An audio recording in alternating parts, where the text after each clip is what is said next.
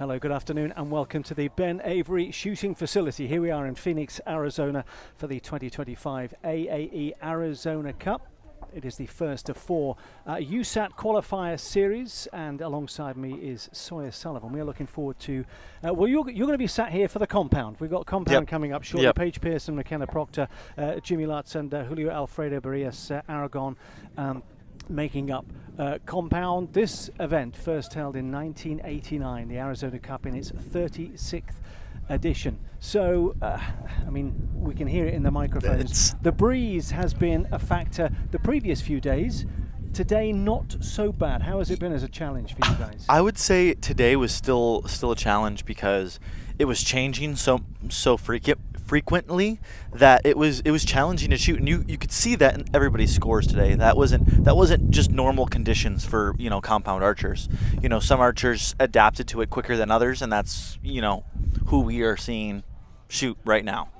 Of course, we will have Barebow and Recurve this afternoon as well. Kay Earls and Ellie Howe, Spanky Brooks and Marcus Cooley in Barebow, Savannah Noel and Gabby Cersai, Jackson Mirich against Brady Ellison. So plenty of action to come over the next couple of hours. As you can hear, the breeze picking up. There's beautiful blue sky here as well at the Ben Avery shooting facility as we welcome the first of the finals. And this will be Paige Pearce against McKenna Proctor, the 4th seed in Paige against McKenna Proctor, who I think was 7th seed, something like that. I mean, Paige has been here before, and you've been on stages like this. Yes. How different is it? And I say this all the time. How different? Because we are only 50 yards away from the competition field. Here we are on the finals field. How different is it when you've got a crowd, you've got a platform, you've got the cameras? I would say it's not that different. You try to stick to your shot process. Obviously, your adrenaline's going 10 times more than it was during the rest of the competition, right? But it's still, you stick to your process, and that's where you see the true giants in the sport shine, because they've been there, done that before. So. Well, indeed, Paige Pearce has won this event 3 times, 2019, 2021 and 2022. 2020 was cancelled as the 2 archers are introduced to the crowd. California's Paige Pearce, Ohio's McKenna Proctor. Line judge will be Bob Tien. An experienced group out there as well on the field. Yep. And it's going to be tough in the wind with both archers only getting 20 seconds to shoot their arrows. So, if you're new to this, that's not much time to fire one arrow off, especially when you're battling this wind. And as you'll see, we've got feather banners. Those are the things down the left-hand side that you can see, but the windsock as well. And I want to get your insight into just the behavior of the windsock and what it's telling us. As we'll see, I believe Paige will get us underway on the far side.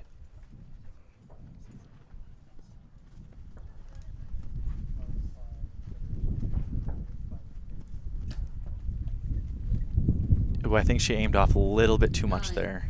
Picked up a 9. Yeah. The wind sock is going left to right, so it's, the archer wants to try to fire one on the left side of that 10 ring, but just like that, it looks like.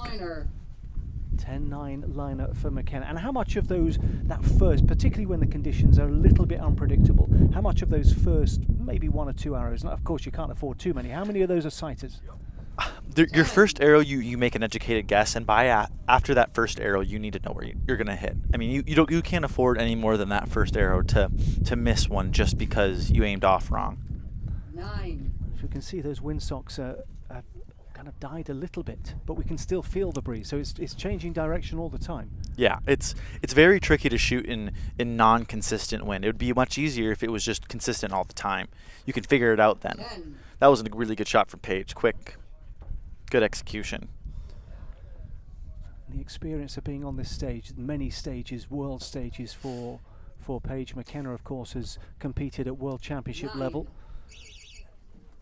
but a first for her at a Arizona Cup gold medal match. Always somebody with a huge smile is McKenna. Yeah. Always seems to be happy about everything. So wonderful to see her. Both these girls up here are big smilers, which is good to see. So we should see a lot of smiles And during qualification, amazing, and those that may have seen on social media, a first 150 for Paige in qualification. And she said, you know, it's incredible. But I mean, for somebody of her stature and the years that she's been competing at the highest level, I mean, she's obviously off the charts in terms of caliber. Yeah. But still, even when you've achieved as much as Paige Pearce, hitting that 150 it's another one to kind of chalk off, isn't it? It is. Especially outdoor, and especially today with that wind, that weather. She's, you know, shooting a 150 in that conditions, especially when she did it, is incredible. And I mean, hat off to her. I mean, that is, I mean, I would have never thought a 150 would have been shot today. And in conditions like this, is the timing of getting your shot away, because as we've seen here, you can wait 3 or 4 seconds and the wind dies. You can wait another 4 seconds and the wind picks up. Yep. So picking your moment. Yep. Well, it's picking your moment and picking when you want to shoot. You know, you're gonna hold a little bit longer because you're gonna get that ideal shot timing. Especially here, you know, I found you have 4 seconds to shoot your arrow. You know, there's a little lighter gust for 4 seconds in between the bigger gusts. So that's really when you need to time it. 29-28 after that first end. Paige Pearce leading by that single point. McKenna will get us underway for end number 2.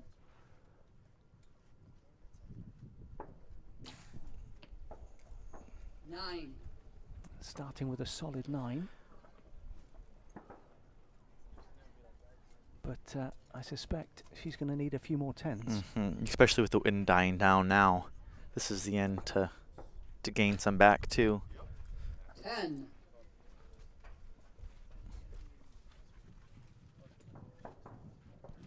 How was your week though over the last few days? How's it been? It's been super fun. You know, Arizona Cup is always a great tournament.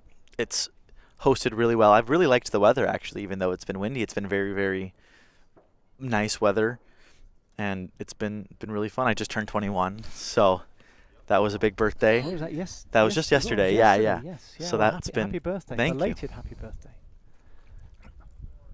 It was a good shot by Paige in the wind. She managed to hit that one, it looks like. 10. Good response from McKenna. She got a good group there down right. Wondering if she needs to pick a new aiming spot.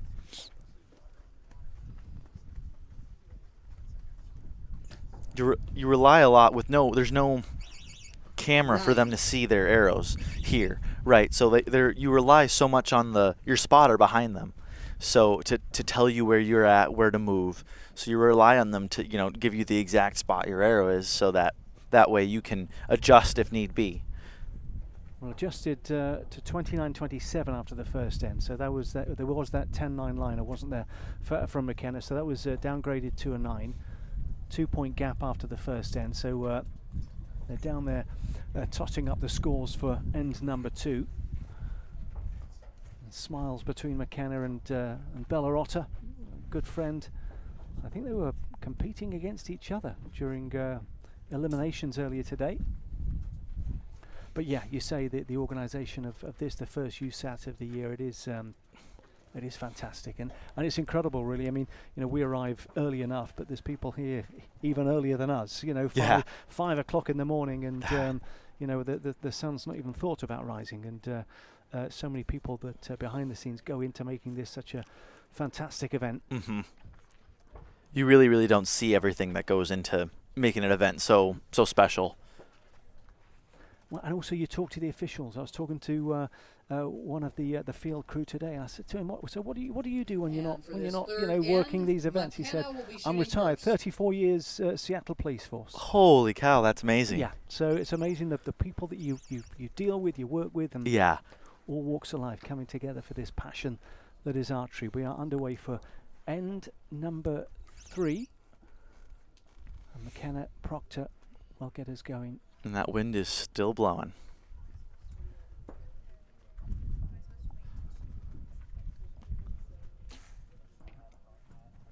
A little shake of the head there from McKenna. Yeah, it looks like she got caught by that gust. 7 for McKenna, and you could see as soon as she'd released it, there was just that shake of the head. Good shot for Paige. 10. And by contrast, a nod of the head from Paige Pearce, as she knew exactly where that one was going.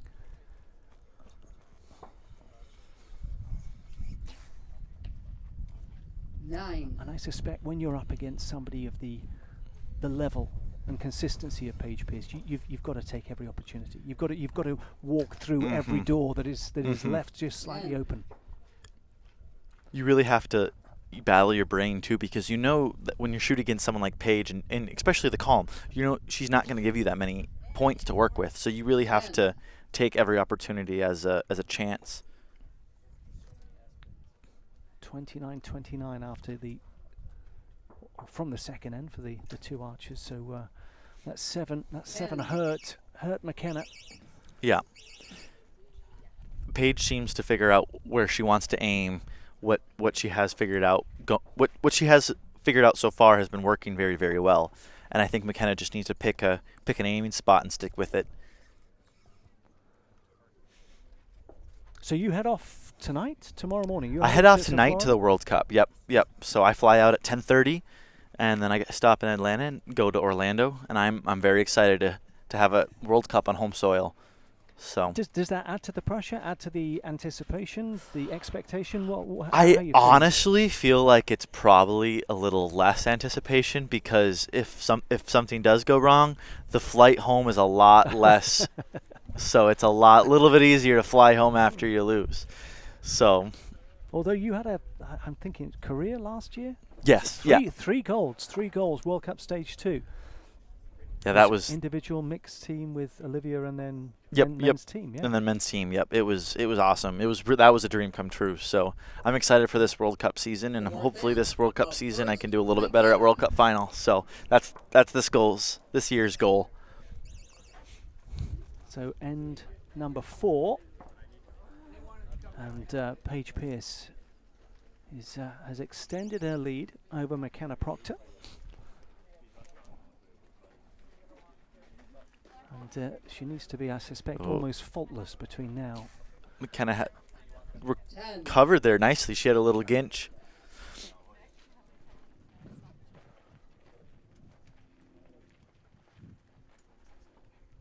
Paige was... that looks strong from Paige, battling the wind. 10 from Paige Pearce as well, so she responds. As we mentioned earlier, the winner on 3 previous occasions, Paige Pearce. Not last year. That was a really good shot from McKenna. Keeping that timing and tempo in the wind is really, really important, if you can. And how much do you know, having landed a couple of 10s, knowing that you've previous end you put a 7 in, does you think just, you know, because you've now found your groove, but if it was, and I know you guys have got to forget, but yeah, you know, you kick up, when you're up there and you shoot a bad shot, you kick yourself a little bit. You give yourself, you know, a hard time, and I think that, you know, you shouldn't, because it's archery and you never know what's going to happen in archery. Anything can happen.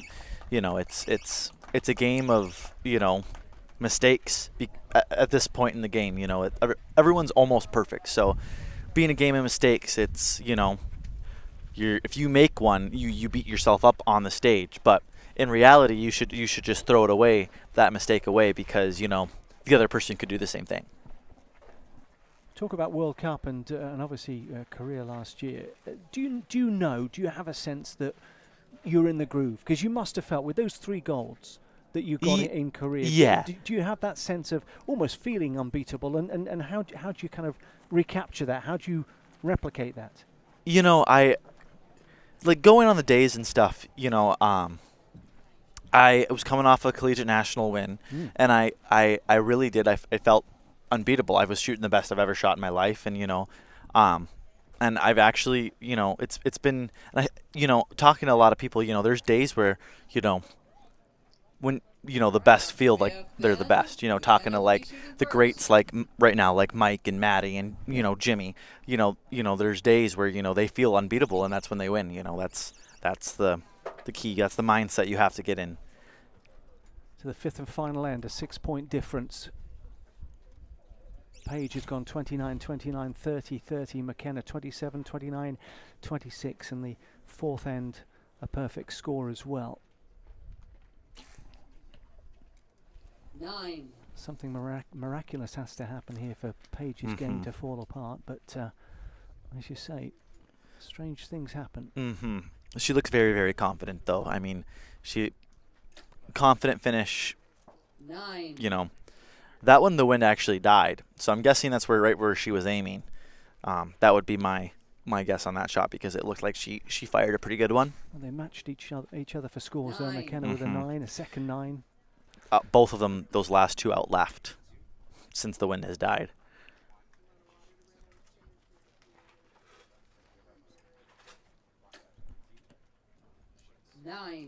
Well, that's about as good as Paige can do, just matching McKenna's score. Still 6 points the difference, and it'll be a 4th Arizona Cup title for Paige Pearce. McKenna finishes strong with a 10. She'll be looking forward to, of course, Gator Cup and SoCal Showdown, but her home event, the Buckeye Classic, that'll be in July. Yep. 10. And there is Paige Pearce finishing with a 10, and she will be crowned the AAE Arizona Cup champion for 2025 in the compound women. Just waiting for confirmation. That was a very, very impressive performance from Paige with that wind. I mean, that was tough to not throw any tomatoes or 8s or 7s down there. That was very, very, very, very good, and I think that was the difference there. We've got Jimmy Lutz coming up shortly, a man you'll know very, very well. The hugs from Paige and McKenna, and she'll be delighted.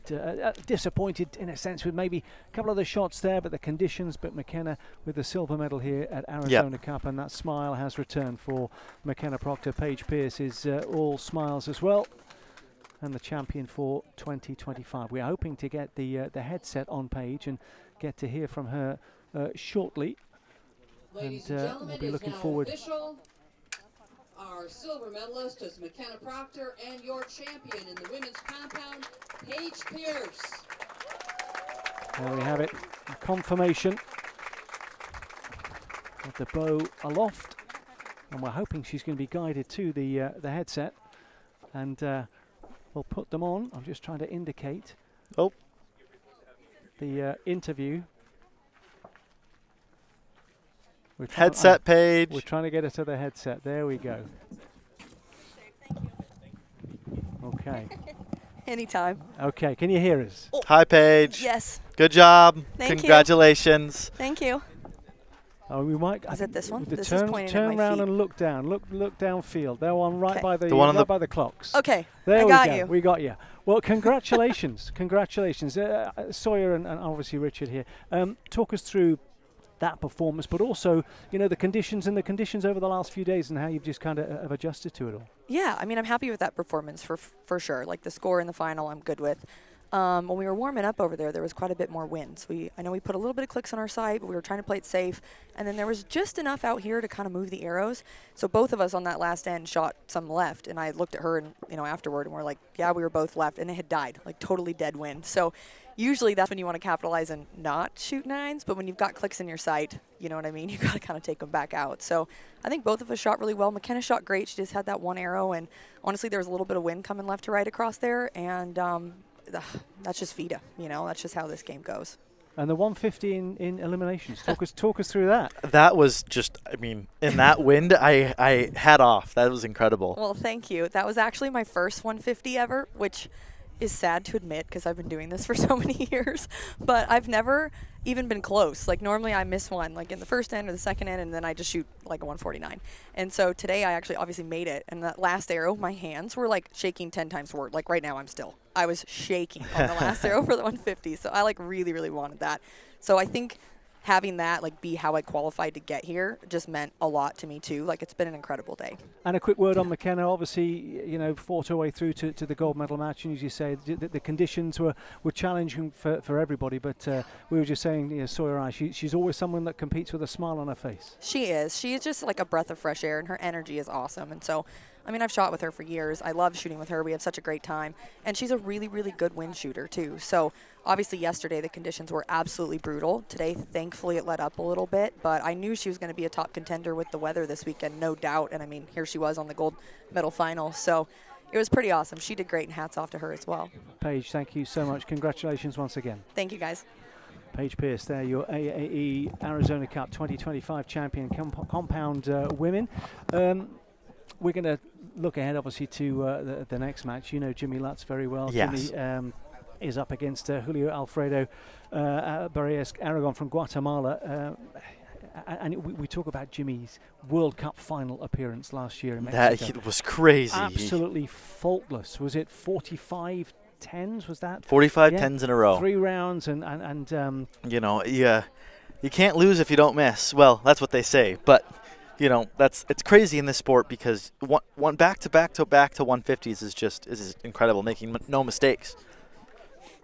Well, we are looking forward to compound match number 2. So let's look forward to these guys coming in. I think we've got the 7th seed, in Jimmy, and number 4 seed in Julio.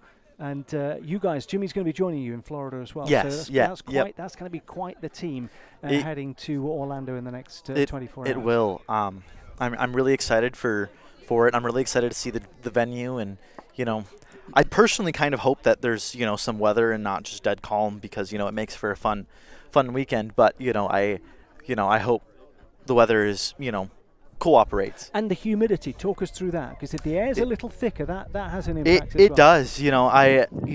It being superhuman, not only it can affect some bow archery things, and then on top of that, it affects the person. You sweat way more. It's way harder on your body than to shoot in this dry heat here. And just in time for them to come out, the wind decided to pick up. So, is there a condition that you thrive on, as challenging as it may be? I feel like I don't thrive on any one condition. I used to really hate shooting in the wind, and I had to teach myself to enjoy it and shoot those higher scores in the wind. And I would have never even broke top 10 in qualifying a couple of years ago. And it's cool to see how everyone can adapt. And our archers on target number 2, James Lutz. James goes by Jimmy. Jimmy, And yep. on target number 1, Julio Barillas. And for this match, the first to shoot will be Julio. I'd like to point out that Jimmy's shooting a new setup, new arrows and a new bow, and they don't really match. I was thinking those yellows were going to look good together, and when he rewatches this, I'm gonna everyone can hear that I say they don't match well. He doesn't have. He's just looked across. He's heard. He's heard already. He's not going to have to rewatch. So we are underway then in the second gold medal match of the AAE Arizona Cup for 2025. Yeah, and that wind is blowing. 10. Strong shot to start.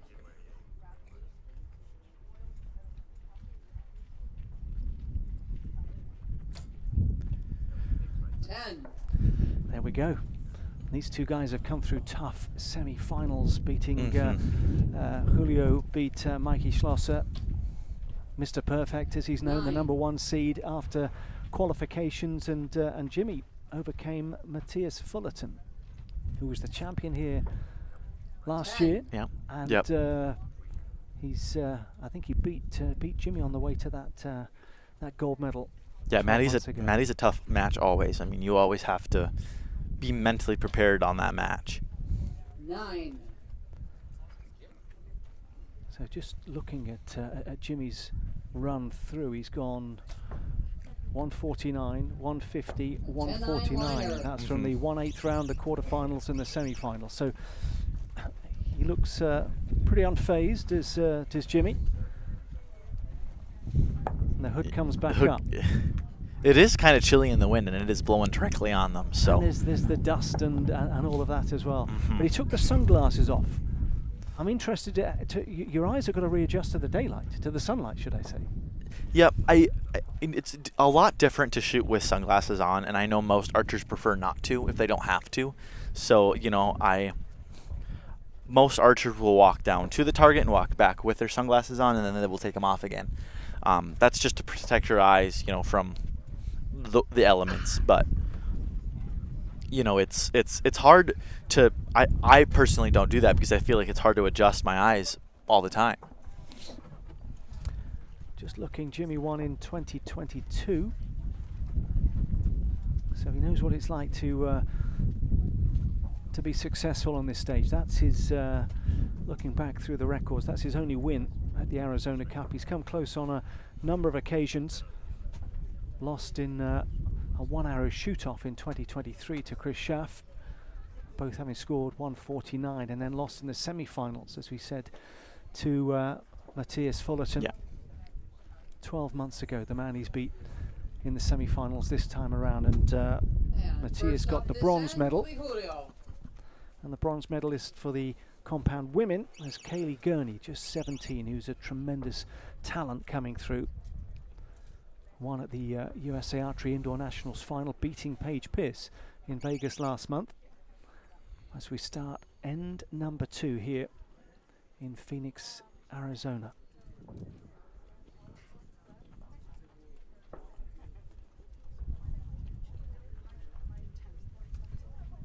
It's interesting, Julio shooting it looks like a resistance release. 8. He's 2 points down after the first end, and that 8 won't help him. See what Jimmy does here. He's a perfect 30. 10. And he's made that 4 10s in a row. Maybe he's taken that comment about his get-up. Maybe he's taken it to heart. The colour's not matching. I hope so. I hope it was the comment. 10. And Julio reacts with a 10. So an 8 followed by a 10 for the man from Guatemala. That was a quick shot from Jimmy. 9. Just a quick turn around and a look down and a shake of the head. That sock is completely at 90 degrees. It is that windy here. Ooh, that 8. yeah, that was a quick shot as well.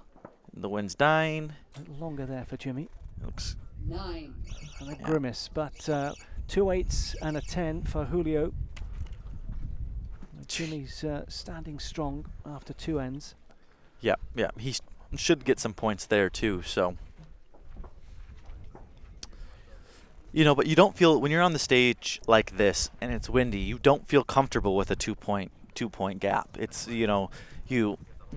when it's dead calm and it's a 2 point gap, you can breathe a little bit, right? Like there's like a room, a little bit of like plain area in your mind, right? But like here, when it's windy like this, you don't really have any that mindset because it's windy. You know that, oh my gosh, if it's blowing this hard, I can shoot a 7. You know what I mean? You don't. Your lead can be over in 1 arrow. So that's the mindset difference between dead calm and you know, windy like this. And what's the key when the weather is? I mean, you probably hear the microphones. The breeze and the wind has died a little. Certainly where we are. How does that play with the mind? Is that it's up, it's down, it's calm? When you know that when the wind dies, you have to hit that shot, and I think that's a good thing and a bad thing. You know, some people strive off of that and some people don't. You know, I like to know if I have to hit this shot, right? Like when the wind dies, you know you have to hit this because you have to gain those points back.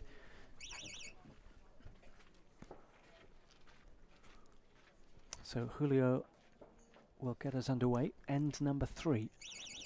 Jimmy still leading.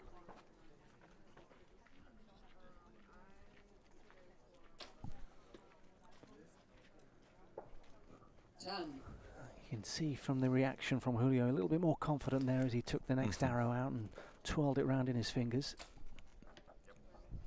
Strong shot from Jimmy as well to follow. You can hear Chris Webster just behind him. I think it's Stefan Hansen. Oh, is it Stefan? I was trying to hear. I could hear the yes.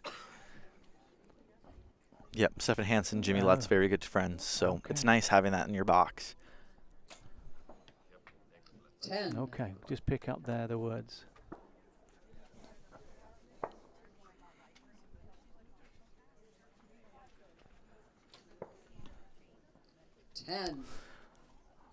Okay, just making things a little interesting. Just helping to keep Jimmy focused, I imagine. There we go. But I'm not sure what release Julio's shooting. It could be a hinge with a safety, or it could be a resistance release. It looks like when it's getting super, super windy, he's taking his finger off his thumb off of the safety or if it's resistance or whatever. But then if it's super, super windy, he puts it back on and then it moves forward. So I'm assuming it's a resistance release, but we're not close enough where I can tell. Well, there we have the your scores. 4 points the difference after 3 ends. Perfect scores there from the 2 archers.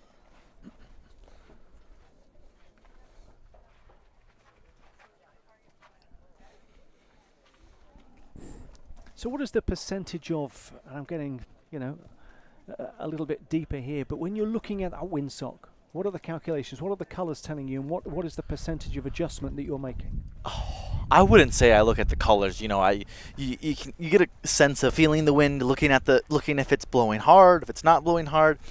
For compounds like us, I really try not having to aim out of the yellow. So there was a few shots today that I aimed like 9.5. A few shots this weekend that I aimed maybe a little bit more than that, but I try to keep it 9.2 and in. But if you can see, it's getting windier and windier by the second in a gust. 9. End number 4. 4 points the difference heading into this one. 10. That was a nice shot from Jimmy. And yet a shake of the head. What's he not happy about? I'm assuming for him it's how it fired, how it felt. It probably wasn't in the middle when he fired it.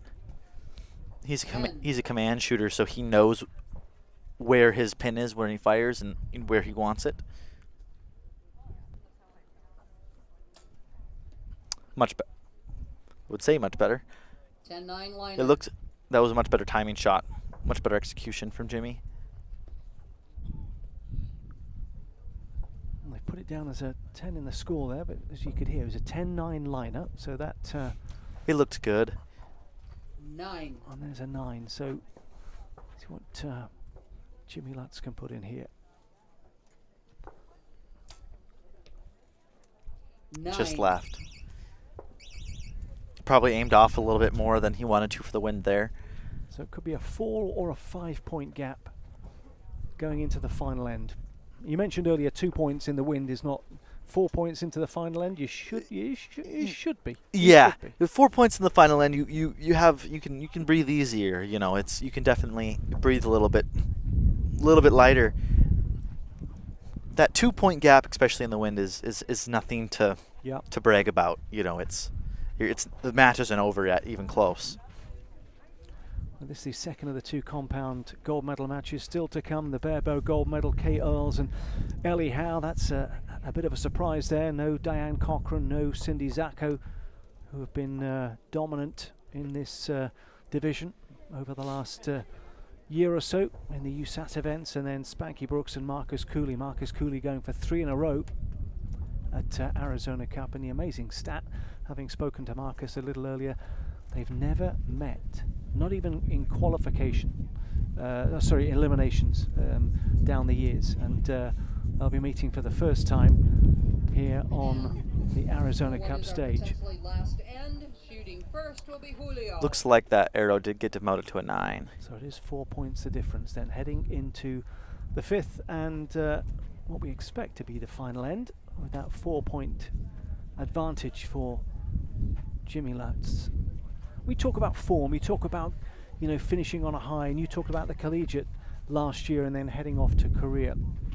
The form that Jimmy could take from this into Florida, or does it not work like that? It's different conditions, different day. I would say it works, in his favor, mentally to be, I'm coming off of a win, I can keep it rolling, and you see that a lot. You see, streaks of people shooting well.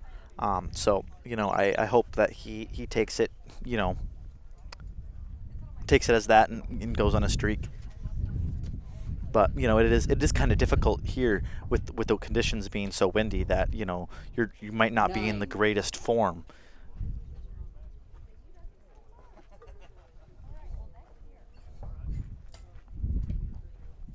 10. Almost dead center there for Jimmy. Yep. Just opening up to a 5-point gap as he looks to win it for the first time since 2022, having come close the last couple of years. 10. Julio trying to finish with a flourish, but Jimmy is in the zone. Yeah. 10. Yeah, another good shot for Jimmy. I mean, the timing, the execution, the follow through is all there, even in this wind.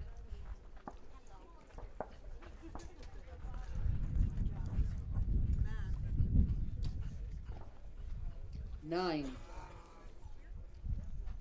And he turns away. Does Julio Barillas and Jimmy Lutz firing down the front of the last one. It's a 9, but it won't matter.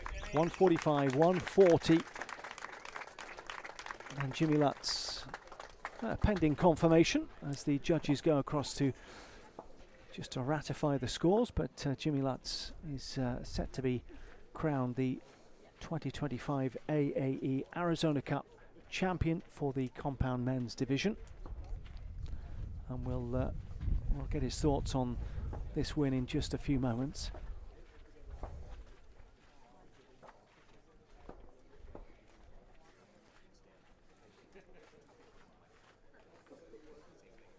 So who else is going down with you? It's yourself, it's Jimmy in the compound division? Yep, and Chris Schaff and Curtis Broadnax. Yes. So we will have a really good team going down there, and it should be pretty fun. So I'm excited. I'm excited to see the new venue and what it's like, and the feeling of having a World Cup in the U.S. Yep. It is official. Your silver medalist is Julio Barillas, and your gold medalist is James Lutz. Confirmation then. Jimmy just getting the photo off to his left-hand side, getting the photo of the bow being raised. We're now going to hear from Jimmy Lutz. Jimmy, congratulations! That's the camera down range. That's the one. Right between the clocks. Right between the clocks. Hey, hi, Jimmy. There we go. Now, before we even talk, you could hear him, Sawyer, alongside me, talking about your equipment, and I asked, did it fire you up? He's talking about the colour coordination that you've got going on there. But with sunglasses on, you can't see the difference, so it's all right. I disagree. It's pretty hideous, the change in colors. It's almost embarrassing, I would say. Yeah, that's all right. It worked. Talk us through. 2022 was the last time you won this event, but you've come close the last couple of years. Your thoughts over the last few days and battling the conditions? I mean, this year was different with the wind. Usually we qualify and it's calm and nice, but no, I mean, it was a battle. I didn't shoot good yesterday, but I knew this bow was capable of winning. When it calmed down, I shot fine. So I knew today I just needed to mentally restart and get back at it. Matthias, that win in the semi-finals, I mean, I suppose at this stage, is it any kind of mental hurdle, bearing in mind he was the guy that cut your challenge short last year? Not really. I mean, I know if I want to win an event, I'm going to have to most likely shoot against Matthias or Mike or Sawyer. So I'm ready for it.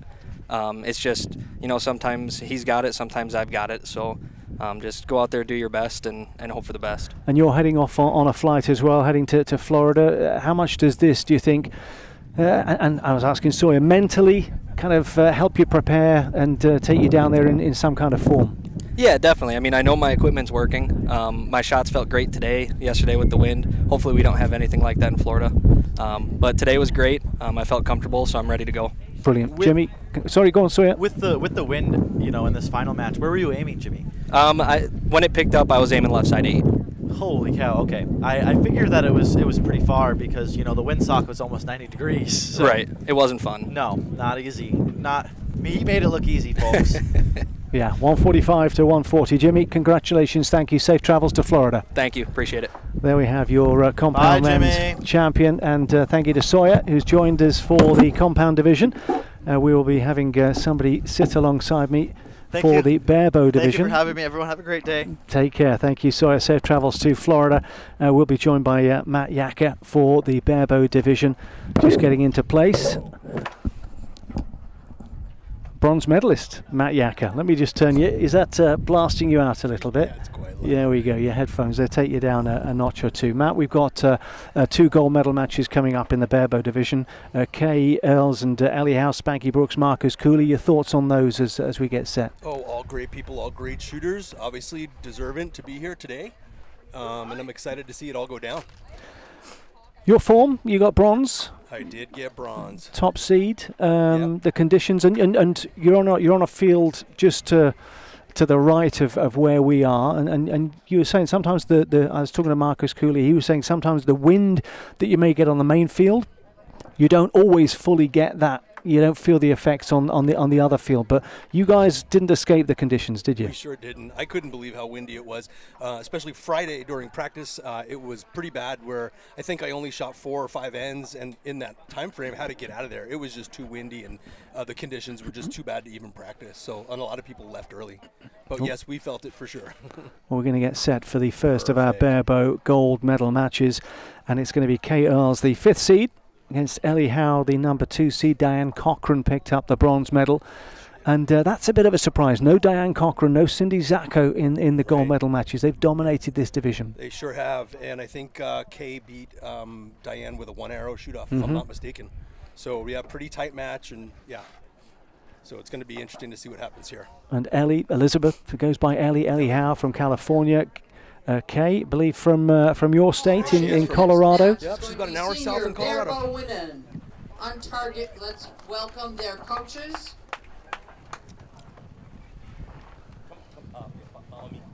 And on target 2, we have Elizabeth Howe.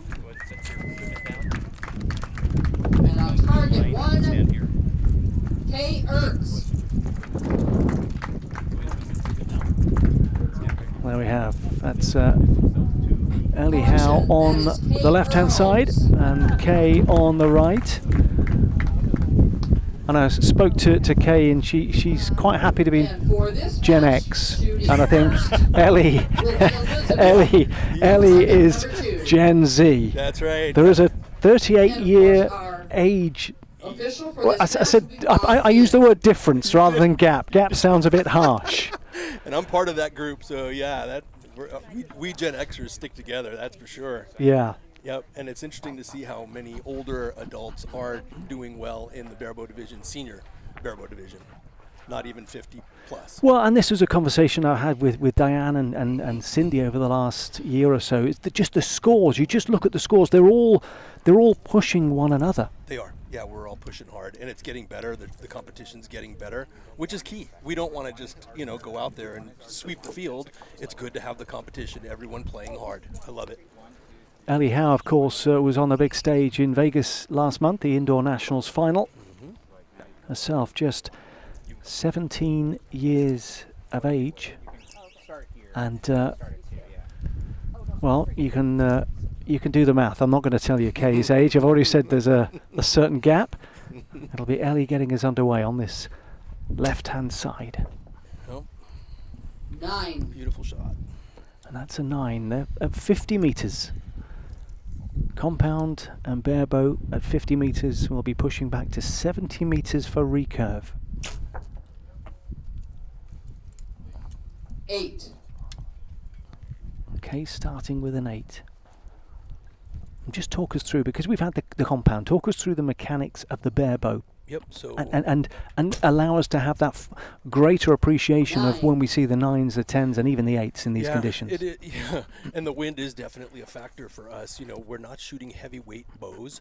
So the slightest wind can throw us off. Our arrows are fairly on the light side, and it's a challenge. And 5. We crawl, we string walk to find our aim, and then utilizing a string blur in the rear as a rear sight, no peep sight. 8. And again, fighting the wind, it becomes a challenge. It really does. This is not an easy endeavor. It's a very precise routine that Kay goes through, isn't there? Yes, it is, absolutely. Very unique. 7.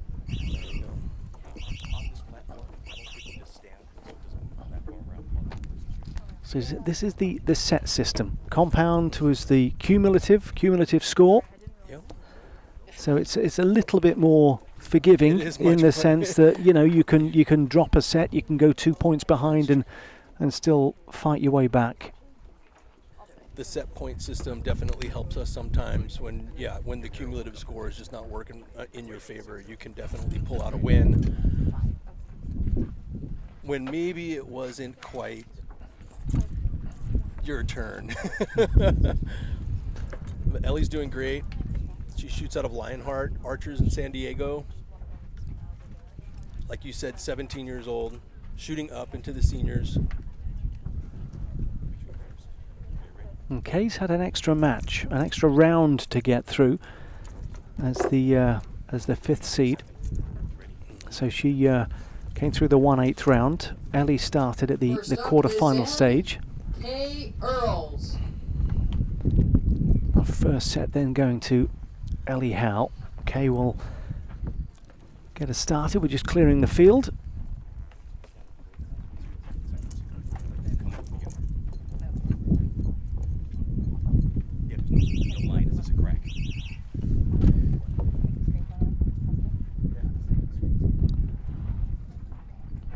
Stepping to the line. Kay to go first.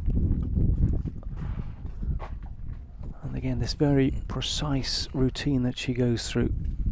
Just focusing, getting into position, and then you'll see the head tilt.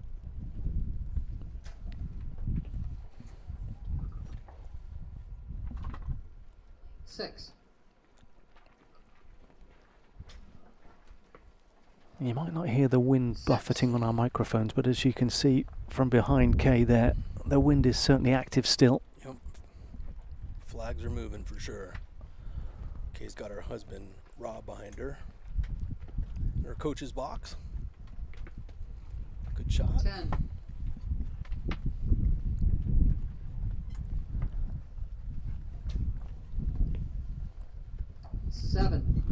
Seven. Okay, well, as we talk about the set system, it's an opportunity here for Kay to get back on level terms after the second end. 8.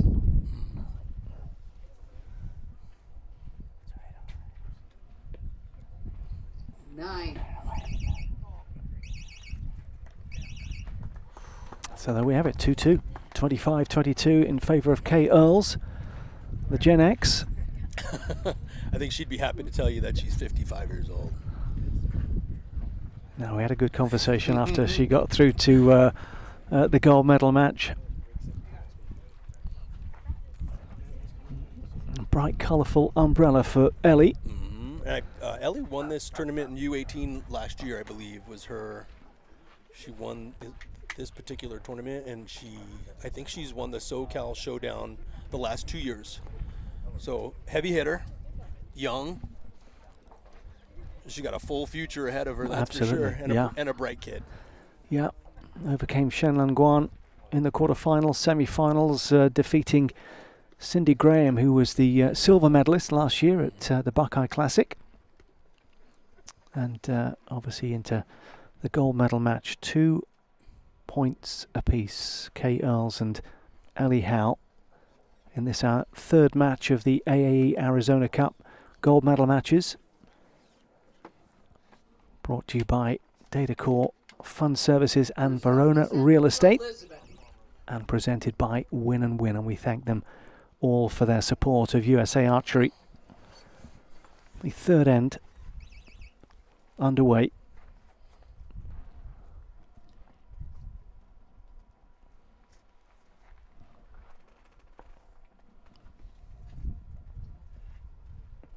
It's all square.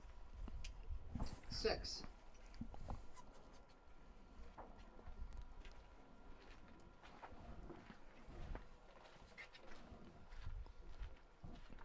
Maybe just adapting to the conditions, maybe the nerves of being on this stage. 7, a 6. I mean, looking at where they are now, are they in a rhythm? Are they still finding these conditions a bit tricky? Yeah, you have the pressure of being up on the stage, shooting in front of people, in front of cameras. So there's that, and then you're contending with yourself too. You're shooting in a different place than you were earlier. So maybe lighting might be different, the sun might be different, and there's just definite level of being comfortable and getting up there and spending a little time helpful. And the wind conditions, as you can see, it's saying 3 or 4 miles an hour. Yeah, it's died down considerably. It's died down a little bit. The temperature is still, as you can see, it's just the high 70s here in Arizona. It feels warmer though, doesn't it? In the sun, it's certainly warm. We're nice under this tent right here. It's pretty shady and comfortable, but I definitely got some color this weekend, that's for sure.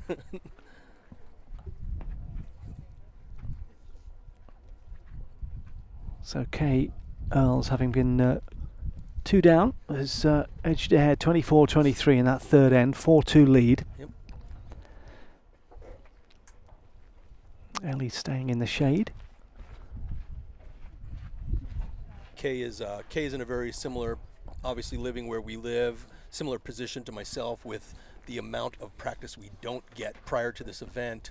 Just because where we live, it's the weather conditions are not in our favor. So coming here, we're a little shy on practice. Well, and talk us through that as well, because I live just outside Denver as well. So I'll be heading back to Colorado. Just talk about at altitude. You know, the arrows are flying a little bit further. Yep. Yeah. At home, we're over 5,000 feet, and my crawl and what we do is definitely a little higher. I came here, and my arrows definitely did drop a little bit, and I had to compensate for that. Anytime I go to sea level or around this elevation, we have an issue. We have to compensate for it, but that's okay. That's the cool thing about Barebow and crawling. We just on the fly. It's very quick. Yeah. End number 4. Kay Earls with the edge, 4-2. Ellie will shoot first. 6, 8, and a 9 to finish strong. 8. Another solid 8 there from Ellie Howe.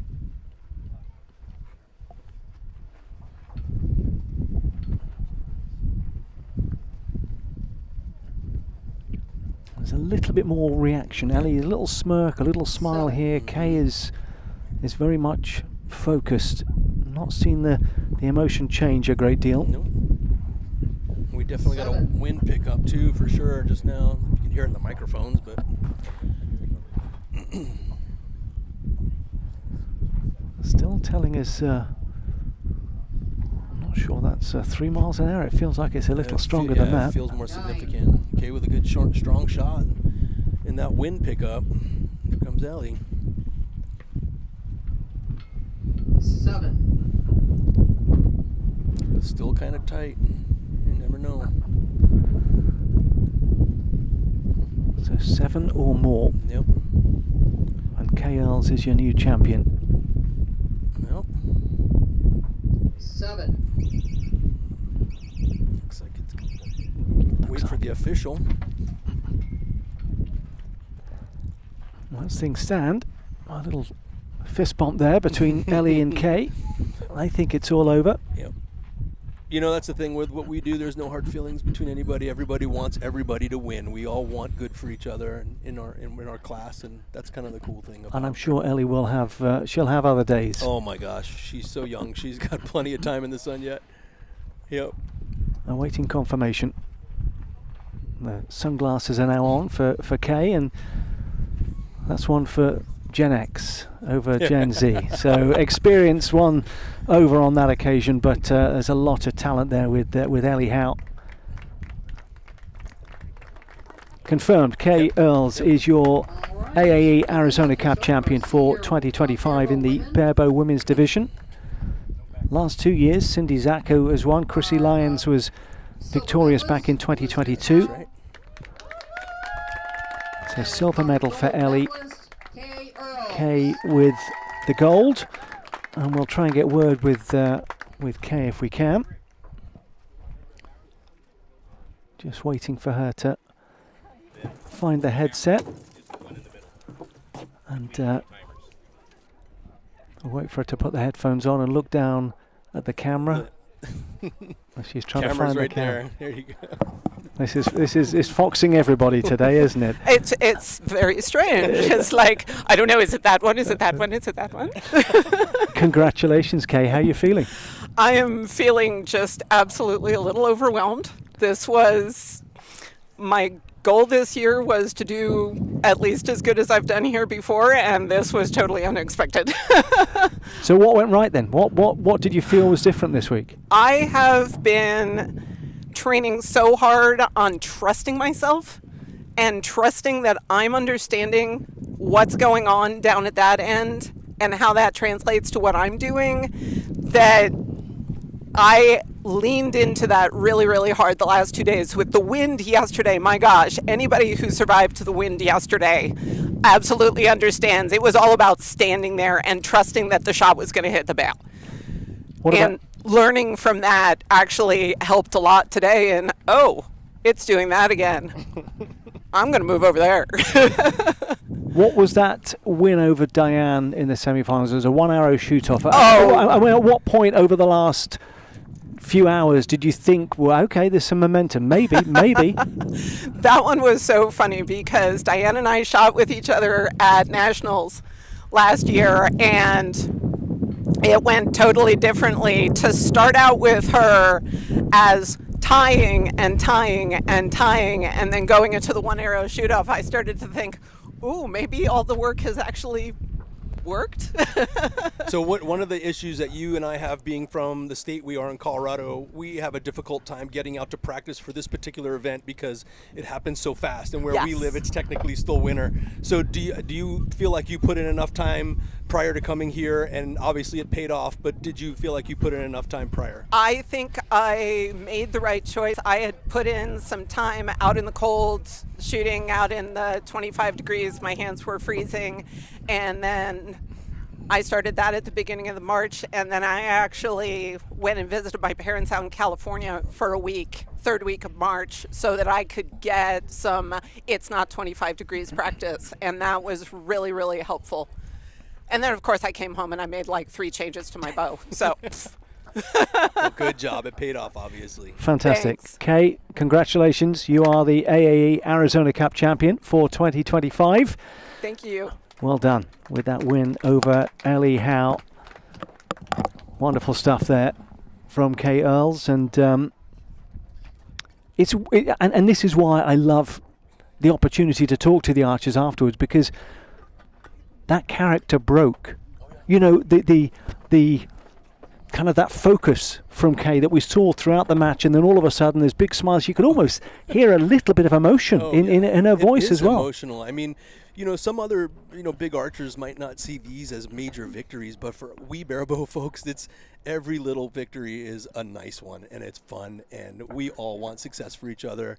So yes, it's overwhelming, even on the small level for us. It's kind of cool. And you're out here and it's kind of concentrated 2 or 3 days, and it's kind of crash bang wallop. There's qualification, there's eliminations, there's the medal matches if you're fortunate enough to get through. People don't see, as you say, the hours and hours and hours through difficult conditions, weather conditions, getting access to facilities, putting in the yards to get to this point. Yeah, and I was fortunate enough to come a day early and did the unofficial practice day, because if I didn't do that, man, I would have had a hard time yesterday, which we did regardless, but in the wind Friday, that would have been a difficult day to settle practice. We'll talk us through this next one we're expecting then. Spanky Brooks and Marcus Cooley. Marcus going for 3 in a row against. And I've interacted with Spanky a little bit. He comes across as he almost disarms you with his appearance, but he's a wily character. Spanky Brooks is the Barebow fan favorite. He is loved by everybody. So, yep, watch out for him. He's a heavy hitter. Target number 2. And it was amazing that I was talking to Marcus beforehand. These two have never met. That's correct. Never head-to-head met. And which is interesting because we're so closely knit in our scores, how close we are. And like I said, I'm surprised that has never happened. But like you said, Marcus has been up here before. Marcus is multi-time Arizona Cup winner at this point. Multiple podiums, national and international, with me. Yeah. We're world record holders together. These are great guys. These are true. I stay in touch with these guys all year long, and they are 2 fine gentlemen right here. And one interesting fact, Marcus born on February 29th. Yes, he's a leap year guy. He's 13 and a quarter. Yes, he was telling me. He's 13 and a quarter. I said to him, how old are you? I mean, I kind of guessed. I said, 8? He said, well, no, 13. You're 13 and a quarter if you want to be accurate. Right. He doesn't look a day older than 13, to be fair. Marcus, who's got his family with him, of course, Yes. McKenna and Amy. Amy, his wife, Yep. active this week as well, competing. Yep, very much so. They shoot out of Aces and Arrows in Las Vegas. It's their home range. Marcus is a coach there. 6. And Spanky shoots solely at home. Everything. Indoor, outdoor, 9. he is at home. He's a Kansas boy, is he? He is, I believe, south of Hayes, Kansas, if I'm not mistaken. Kind of in the middle of nowhere. So yeah, 9. looking for a third win here in a row, Marcus Cooley. Mm-hmm. And he says it's it's a hop, skip, and a jump from where he is in Nevada. It's not too far for him to travel, and always enjoys this event. But Spanky is the one that started the stronger. Spanky beat me to get here, and he just whooped my butt. He finished his last end with a X10-10. Wow, wow. It put me down. sent me to the bronze medal match. And he's got some experience in his corner as well. It looks like it's Rick Stonebreaker behind him. Never heard of her. Rick who? Another guy who's extremely experienced. So, cool fact, between the four of us, so myself, Marcus, Spanky, and Rick, I'm pretty sure we're usually the oldest 4 shooters in the men's senior division. Experienced. Yes. Yes. Experienced. Rick 72 and Spanky is 68. So Yeah. second This oldest. and first And will we be Marcus. shoot up. We shoot into that senior division. Rick will be 75 next month. 75. Never mind then. Wow. Check that out. More details. Wow. there. That's good stuff. We've got people around us who are picking up on everything we're saying. Here we go. 2-0. He does Spanky okay. with the lead. Mhm.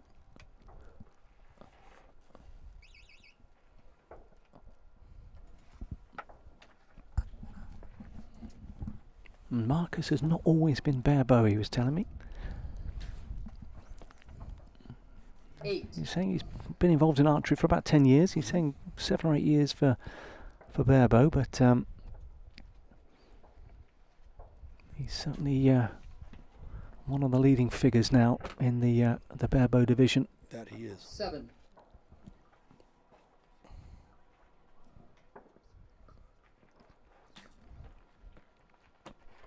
Ten. Nice shot. Marcus is always someone to keep on your radar. He's always right behind you. You don't even realize it. Coming to get you. 7. Okay, Marcus with the upper hand in this second end to level it up at 2-2. 8. Might be strong enough. 2-2 it will be then. Yep. 10. He did what he could, but he'd given himself a little too much to do with the first 2 arrows. Yes. Well, look at this win now. Yeah, Talk us through this. Oh, It's man. It's just calm down. If you can see those flags, they're not budging. This is ideal.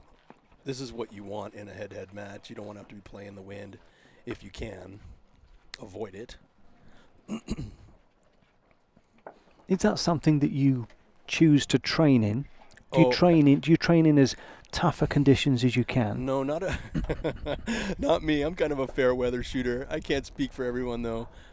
Where I live, it's either extremely windy where it's not even tolerable, or it's dead calm. So I'll choose to go out a day or two in some wind versus very heavy wind like we had here this weekend. So it's definitely worthwhile to practice in the wind, and yeah, especially for this particular event. And are we going to see you at others? I will be at the SoCal Showdown, and I will be at Nationals this year in Springfield. I'm excited for that. Yeah, Springfield, Missouri. Looking forward to that. Nationals always brings out the majority of us. Going first, this end is Marcus.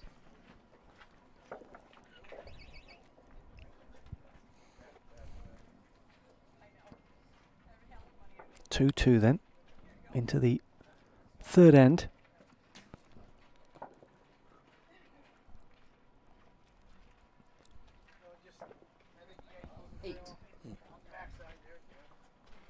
Started with an 8. 9. Good. Okay. Yeah, we want it interesting. Everyone wants it interesting. How does Marcus respond?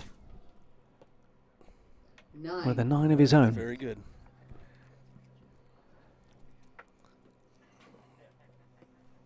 Spanky 9. another 9. All right.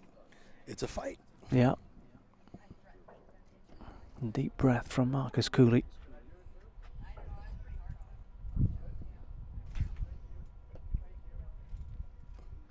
Eight. They should be Spankies.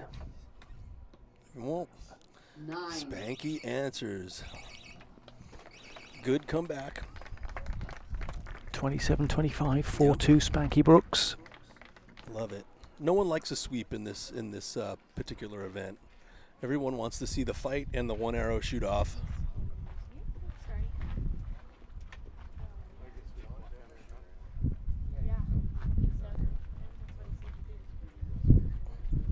I think that's Amy behind Marcus, isn't it? Yes, it is. Amy Cooley. The nicer of the two Coolies. They're great people. Like I said, both of these guys and their significant others are fantastic people. Spanky's wife, Deb, is not here. Usually she is. She's usually right behind him. Spanky is the ladies' favorite. They just think he's the cutest. I'm trying to think. Is it the hat? Is it the mustache? It's the mustache. It's yes. the mustache. Yeah. And he's a talker boy. He is a sweet talker. Just a smooth guy. He is everyone loves First, Spanky this end will Brooks. be Marcus on target 2. Didn't you meet at the? Did you say you met at Target Nationals? Did you last year? Met them? Met Spanky. Did you? Oh, where no, did you face him? I've known Spanky for years. Yeah, but where did you face him recently? Did you face him at that event? I'm trying to think. Yes, I shot against, for the bronze medal match. That's right. I beat Spanky in the bronze medal Yes. match in Texas last year. Correct. At Nationals. And how many times have you faced Spanky? What I'm saying, I think- was trying to compare because, as I say, Marcus has never met him. It's amazing. Yes, I think I've shot against Spanky 3 times. And I've shot against Marcus once or twice. I beat Marcus at this event in 2021 or 2. Whenever Barebow got its first USAT, I shot against Marcus at this event. This is maybe swinging back and forth. 8. Yep. Let's see if Spanky can up the ante a little bit here, put some pressure on. 9. Lands a 9, Yep. so he's still within striking distance. Very close. This is a massive arrow then for Marcus Cooley. It is.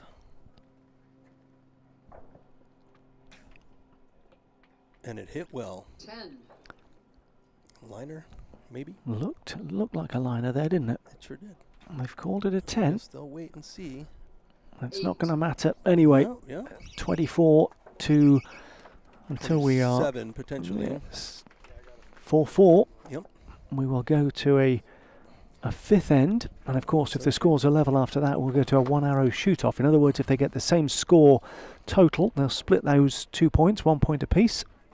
That'll make it 5-5. We would then go to a 1 arrow shoot off. But as things stand, 4-4, and it's kind of what we expected from these two, isn't it? The back and forth, two guys that No, absolutely. And like I said, they're so close matched that it should go this way, right? And you're not going to see a sweep And again, that's what the people want to see. They don't want to see it just someone come in and take the other person down.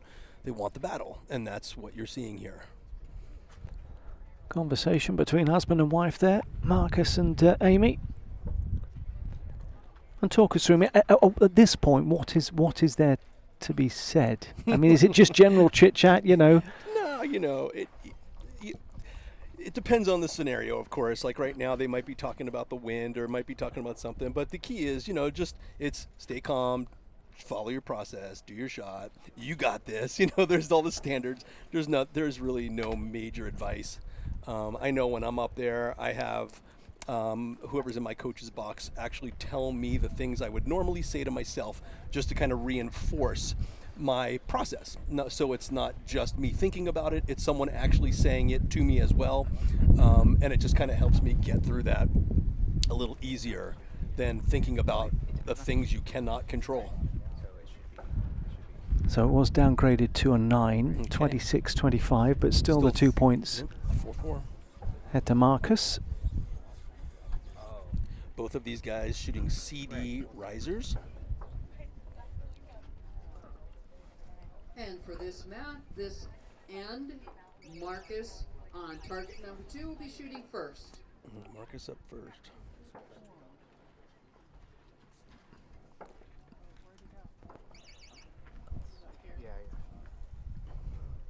Is there any mental game in going first?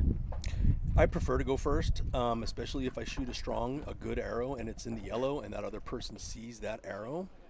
But then again, you have the scenario where it's a high pressure arrow for you, so it's got to be a good one, because you want to put that pressure on the other individual. 7 to start for Marcus. Spanky with an 8. Little wind pickup.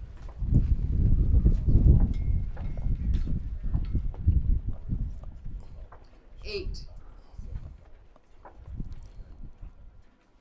20 seconds to get rid of the arrow. 8. Just keeping that 1 point advantage then is Spanky going into this final arrow. This is what we want to see. It's going to be a tough one for both of them.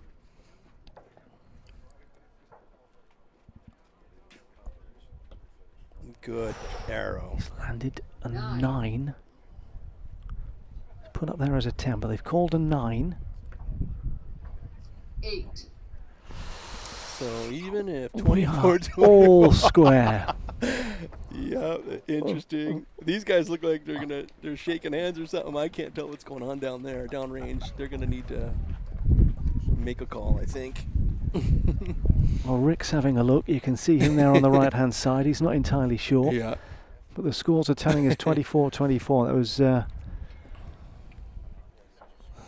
it was back and forth there, wasn't it? Sure was. And a huge third arrow from Marcus Cooley with that 9. Yep.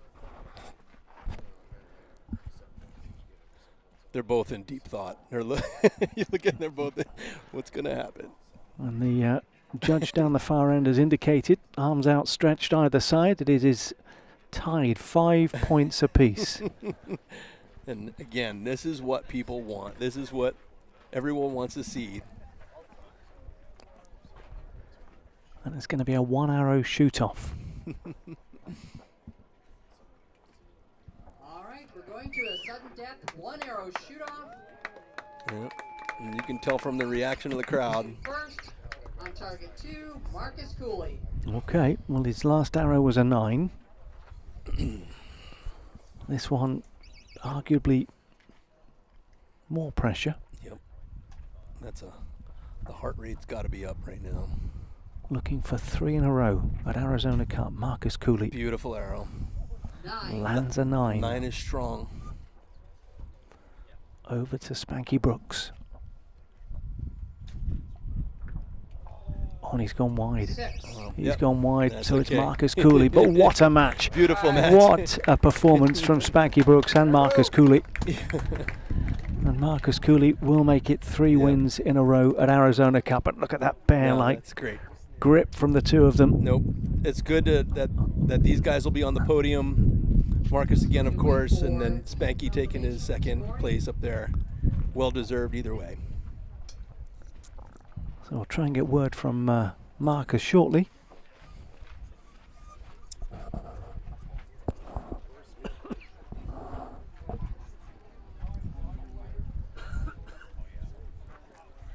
Big smiles from Spanky Brooks there. He gets the silver medal. Marcus Cooley with the gold.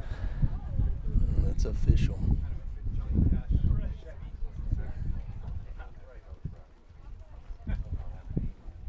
All right, it has been confirmed.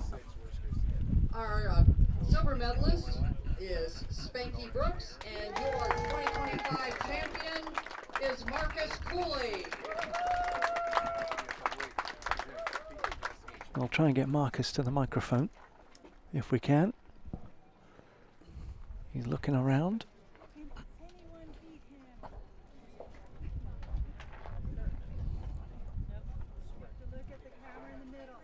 Cameras to your left.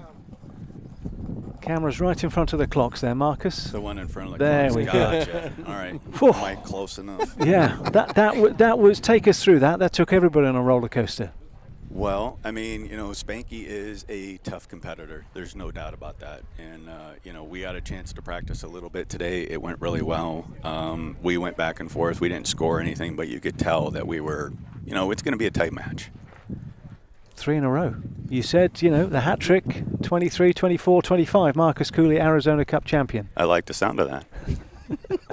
What is it about this? What is it about this venue, this event that you love so much? Honestly, it's a really, really well-run tournament. And for me, it's here in the backyard. Basically coming from Nevada, I love shooting the Arizona Cup. I love shooting the SoCal. So hopefully, I can keep the streak running over here. And what was that like? We were saying you'd never met Spanky in a competitive match before. What was it like? What was that experience like? Oh, it's fantastic. I mean, any chance that we get to, showcase what Barebow can and can't do, never mind the age brackets that we're talking about, right?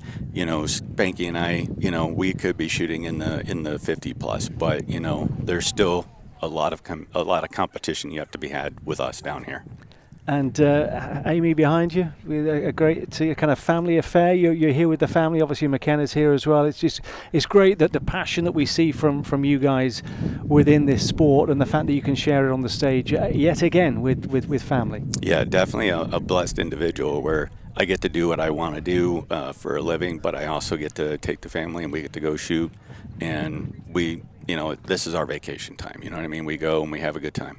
Brilliant. Marcus, congratulations once again. Thank you so much. Buddy. Great Thanks. job. Appreciate you. Marcus Cooley there, the AAE Arizona Cup champion, Barebow division for a third year in a row. Matt Yacker, thank you so much for your time. Really appreciate it. Thank you for having me. All the best. Thank Safe you so much. travels back to Colorado. Thank you. When I return and when you return, hopefully spring has arrived, because it's threatened, but it's not quite there yet. But we are looking for the Recurve division, which is coming up just around the corner. We've got lots of events coming up over the next few weeks. This, of course, is the first of 4 USAC qualifier events in 2025. Next up, the Eastern Foundation's Gator Cup in Newberry, Florida. That's April 24th to the 27th. Registration remains open until next Friday, April the 11th. You can go to usarchery.org for the details. You can hear the microphone being picked up alongside me, because we are joined by the Olympic bronze medalist Casey Caulfield. Congratulations for that. Thank you very much.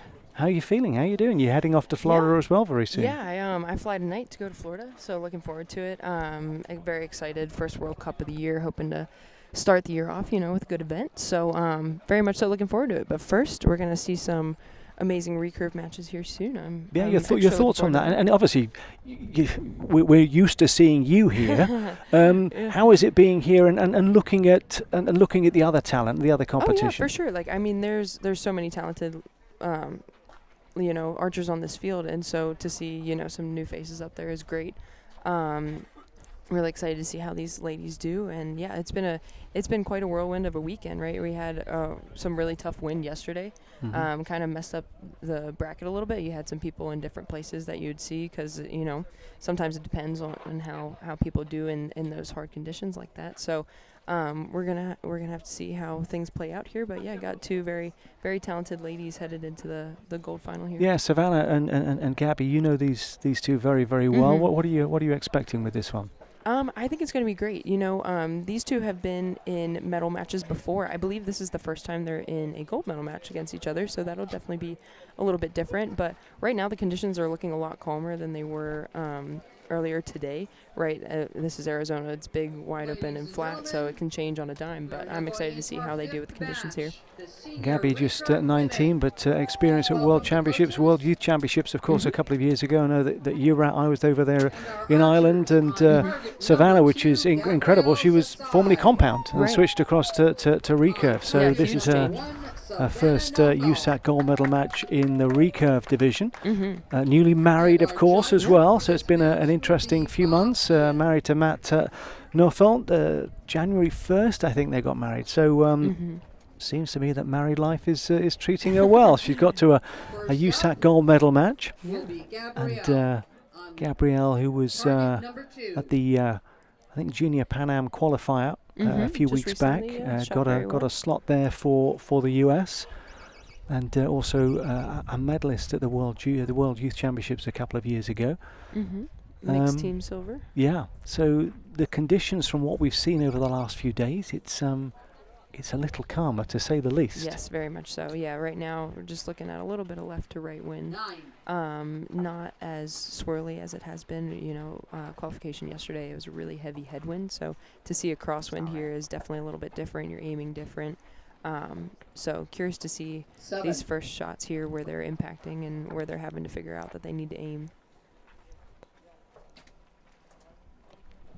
So I think we've got Savannah. It is a married name, although that's her maiden name up there at the moment. I think in the scoring system that's not been switched over. So we will Savannah Noel. Yep. So do not adjust your screens. It is the same person. Yeah, so these first few shots here, it's really important to make sure you're making strong shots, because sometimes on the practice field the wind is a little bit different than the finals. So right now I assume they're focused on making strong shots and then seeing, okay, if I'm hitting a little bit to the right more than I expected, I'm going to aim off a little bit more to the left and such. Does Savannah normally wear the sunglasses? Has she been wearing those during qualification? I've noticed that within the last year or so she's been starting to wear some sort of glasses. Indoors she wears something clear. And then outdoors she wears something with shades. I'm not quite sure the exact reason, but I've noticed in the last year or so she started to wear some sort of eyewear while she shoots. Gabby's always lively, and we can see her now just rocking back and forth on the stage there. Very bubbly personality. So absolutely. I'm sure she's up there just, staying positive and trying to stay in her bubble. And a man you'll know very well, Chris Webster, behind Savannah. He'll be heading down with you guys to Florida over the next day or so. And new head coach, Elias. Yes. Elias, you've been working with him over the last few weeks. He's been at Chula Vista. Yeah, we had a camp right after Vegas, and so it was great to have, get familiar with him. Of course, like a new coach coming in, that's a whole experience to get adjusted. Everybody has a little bit of a different coaching style, different perspective, and so to have the team go there and have that experience working with him was great. And so I'm super excited to see what he does for this team. Definitely have very high hopes moving forward working with him. And you had a tremendous year last year, world number one, and obviously medaling at the Olympic Games. And we've seen that kind of roar from you now. It's become almost like your trademark. Oh yeah, in a way. I would hope so. Yeah, you see all these archers out here, right? Some of them show emotion and some of them don't. That's just, I guess, personal preference, personality. I'm one who I like to show that, that grit and that relief, and that comes out in a roar. So no, it's fantastic. Curious to see how one of these ladies will celebrate how they react once the match is decided. Well, Gabby with the edge after that, just that one first point. end. Yeah, so she's up 2-0. Savannah will get us underway. End number 2. And where are you in terms of because again, for you guys, you have the indoor season, and then you're straight into it. You're straight into outdoors, Arizona Cup, World Cup. So how is that transition of training? It's definitely hard. So I was shooting outdoors starting a little bit before Vegas, just because we had this coming up so quick. And so I started shooting outdoors around February, and so now we have, this was the first USAT. It was a few weeks after our last indoor, so everybody was really having to make those equipment changes, hoping the weather's nice outside. Most places now is still a little cold, so having to deal with those conditions there and find a good setup, good tune, and get those reps in. Yeah, I know Gabby's from the Seattle area. And I imagine that's got to be cold, still at this time of year. So that's definitely a challenge in of itself, is finding okay, can I comfortably practice, with the weather conditions? It might be rain, it might be snow, but trying to get those arrows in preparation for these events. That was a lot of wind there. It's definitely starting to pick up since the first end. 6 or more for Gabby, and she'll take a big advantage. 7, that'll do it, 25-23. So racing into a 4-0 lead for Gabby Cersai. All right. Yeah, wind like this is tricky, where it keeps picking up and slowing down. You have to really pay attention between every shot to see what the flags are doing, and just be confident in picking your spot. If you're unsure of your spot and you shoot an arrow that isn't confident, it's definitely going to be affected a lot more by that wind than if you just pull up and shoot the most confident shot you can. So that's definitely the biggest part of strategy here in the wind. And it's only 20 seconds, isn't it? It's not it's a long fast, time. right. You can't think, well, I'll wait for the gap. I'll wait for the no wind gap, to drop. Really, yeah. So with 20 seconds, you have to make your move, and there's not really any time to wait it out, because average shot for most people is probably around 12 seconds, and so there's really not much time in there between, maybe taking a breath before you shoot and then the wind starting and stopping. There's not really time to wait, so you just have to roll with the punches and do the best you can with the conditions you have. And Savannah, of course, at the National Elite Program in North Carolina, so I suspect they've got the facilities indoor, and the weather's probably a little kinder there this time of year. So I assume she's been able to get outdoors, maybe, as you say, a little bit more than Gabby has. So interesting how they've both arrived here at the gold medal match. For this end, Got a 4-0 lead Savannah for on target Gabby. 1 will be shooting first. You can hear that breeze, which is not always an indicator, because that might just be hitting some of our microphones, and the socks seem to be not as active as they have been. It's definitely slowed down since that last end. That last end was the windiest so far that I've seen. So there's a big third end then for Savannah. Yep, so she needs to get set points here to stay in the match. That was a strong shot. There we go. You could tell from Chris Webster's yep. Yep, the trademark, yep. That's a nice shot as well. They both look very calm and collected. I'm noticing a lot of confidence. After both of those shots, they nodded their head yeah, that was good. That's great to see that confidence. 8.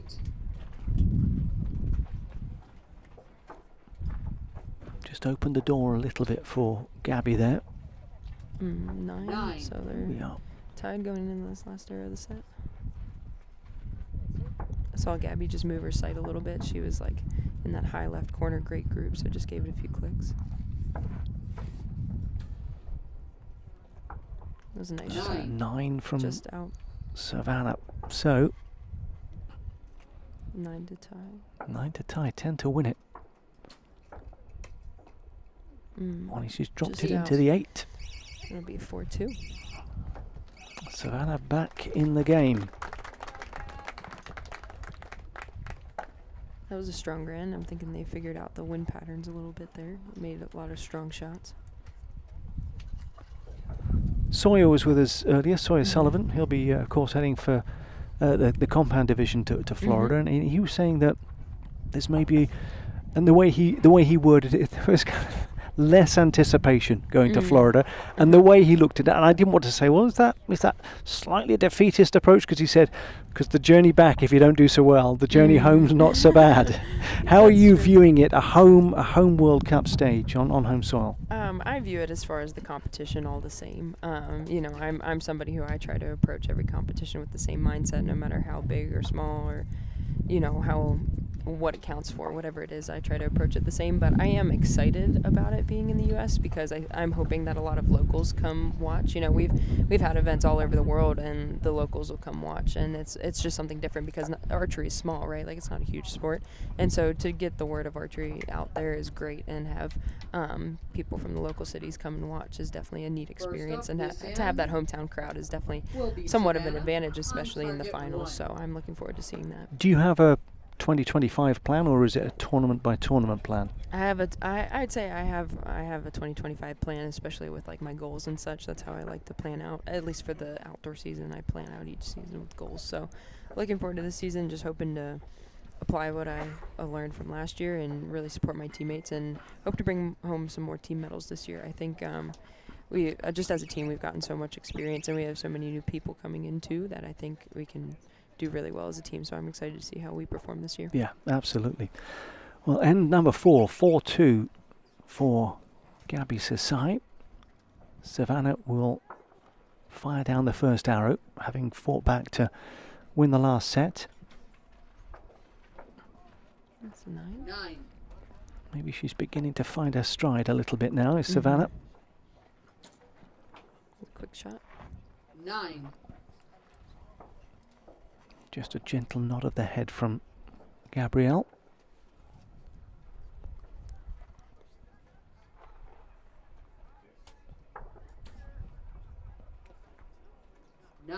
And what did you see? Because you're up against Savannah earlier. So what did you see from her?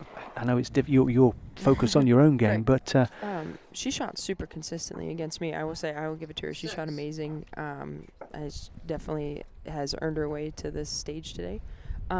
She was just super consistent. You know, like the wind was changing up a little bit, and she stayed within the gold for sure. I think she maybe had 1 arrow out of the yellow. She was just super consistent and had the wind figured out for sure, and so super proud to see her in this gold medal match here today. Because you've had her number the last few years, you realise that at this event. We've had some matches here, yes, but no, it's good to see that other talent come through, and so I'm very excited for these ladies here today. All square then, 4-4, 26-25. Yeah, we have a match here.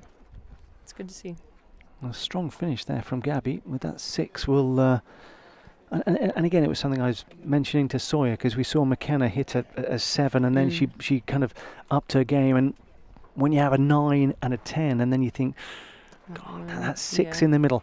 How easy? And I know you're professional athletes. You block it all out. You have the kind of the mental coaching. How easy is it really to say, right, that 6 is gone. It's gone. It's definitely hard because, like, you know, you're up on this stage, the eyes are on you, and you're like, oh crap, you know, would have liked to shoot a better shot than that. But at the end of the day, there's no good that's going to come out of dwelling on it. You know, the longer you dwell on it, the more it's going to affect you. So you just have to compartmentalize, move on, and give the next shot your best try. It's definitely picking up here. Yeah, there you can see the behavior of the windsock.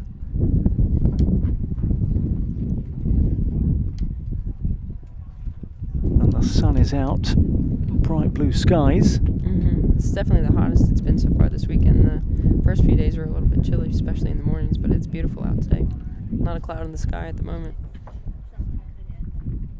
We've still got another match to come after the Recurve man Jackson Mirich, Brady Ellison. Jackson was the winner in 2023. Brady has won it 9 times here, so he's going for win number 10. That's awesome. I think his first win was back in 2007. I was 3 years old. Don't tell him that. I will. Oh my. 4-4 into the 5th end. Savannah has come back from 4 down. And Gabby to go first. 9.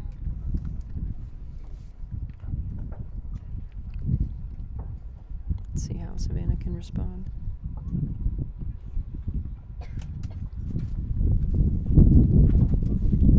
8. Just out low. Advantage Gabby. 1 point, very close. It's good. 9. She's right there dancing around the 10 ring. Savannah would love a 10 here. just to make things interesting into that that third arrow. There's a 10. And there we go. Right, tied into the last arrow. This is a great match. 9. 9. So a 10 to win.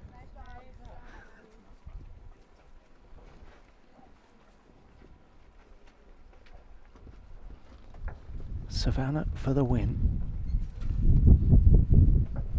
Oh. 3. She went well wide on there. What happened? I think the wind caught her a little bit Caught there. there. She didn't look exactly pleased with that shot. So, yeah.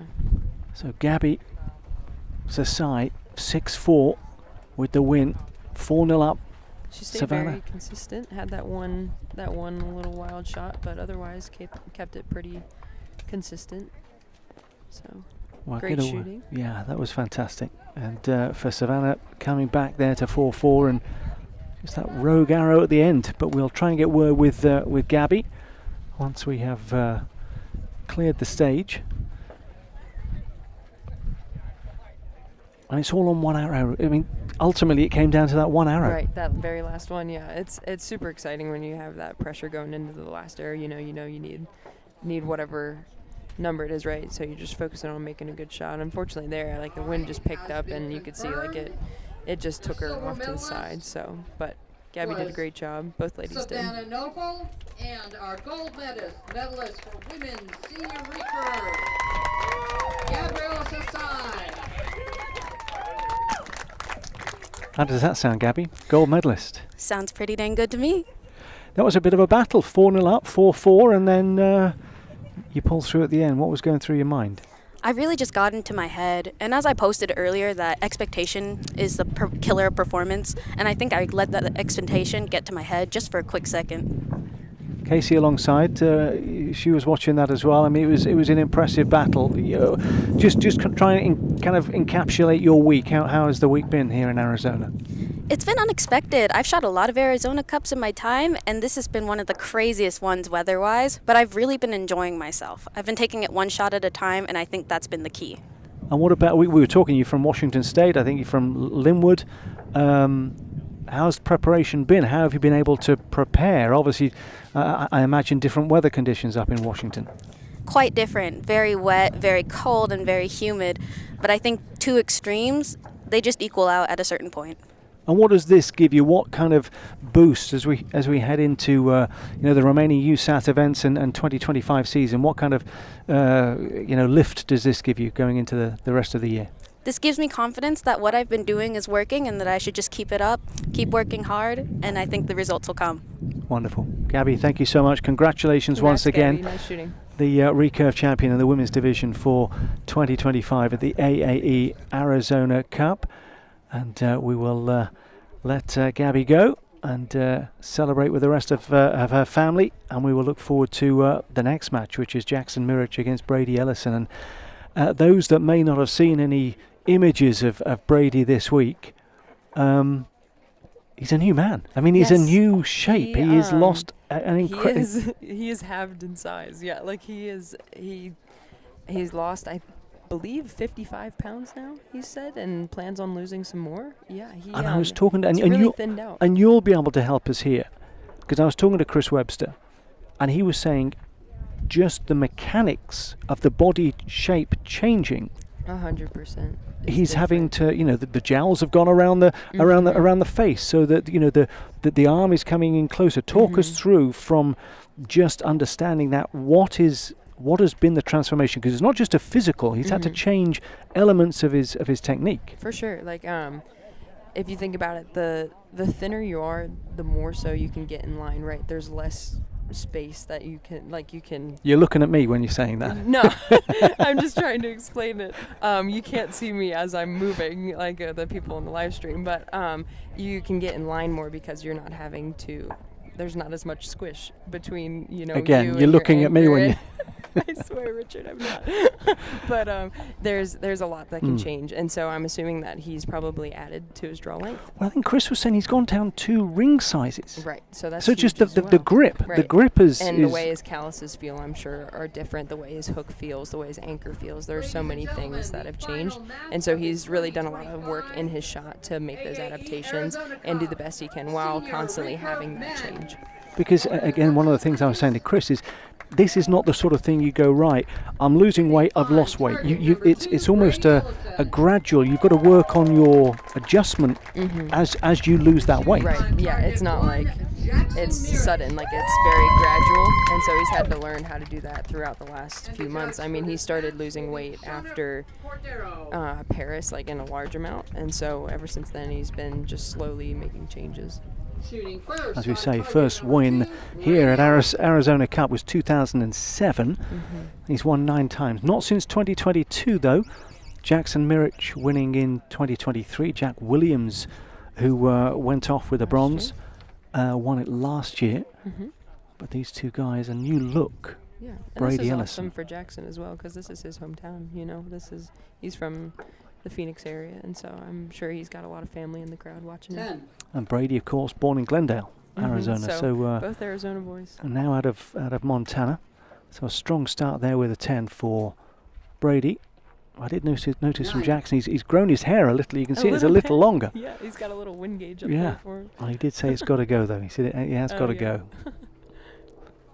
Although I'm not sure if he's successful here, he might want to keep it. I'm not sure how superstitious he is. Yeah, 10. That's a great start from Brady. 2 10s there.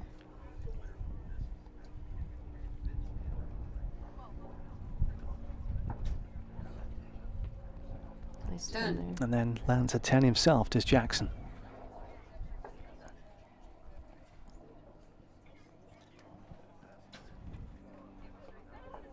9. Another 9, so just opens the door a little there for Jackson. Jackson will need a 10 to tie the set.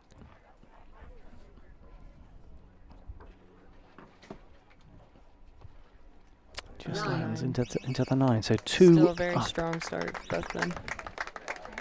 And he's no stranger to the World Cup scene either, is Jackson Mirich. He's been successful. He traveled in 2022 and 2023, and then I believe the beginning of 2024.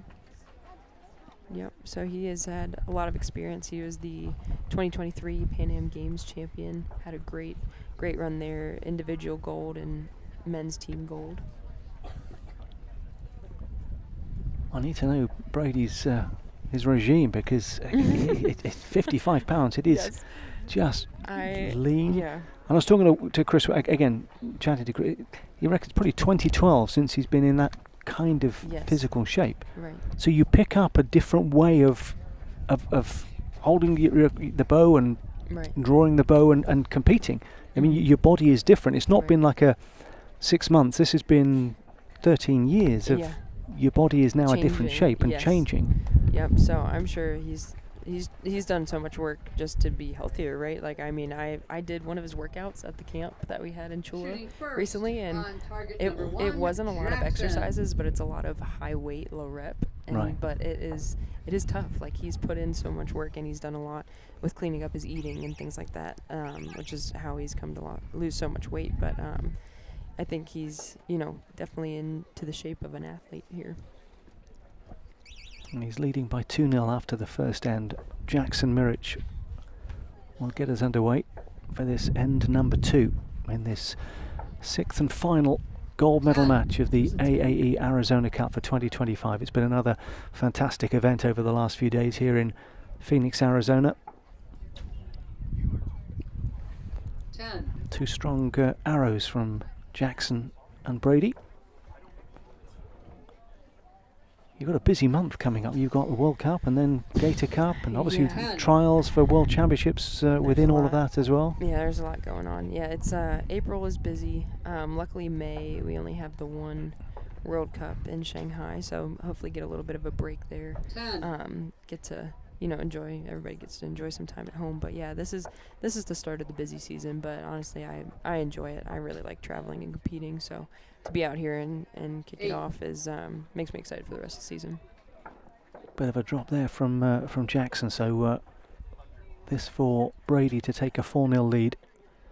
Nice shot. 10. Wow. And another 10. That's very impressive in these conditions. And you turned 21, did you? Last I did month? in Las Vegas. Yes, I did. that's right. That's I right. heard Sawyer talking earlier about he just turned 21 yesterday. Yeah. Yeah. So yeah, a lot of fun things to celebrate. I was going to say, maybe a good or a bad thing to turn 21 in Vegas. It was a good thing. Okay. We had a fun time. Nobody got too in trouble, we'll say. And yeah, it was a lot of What lot goes of on fun. in Vegas stays in Vegas. Yeah, we'll keep it at that. Yeah.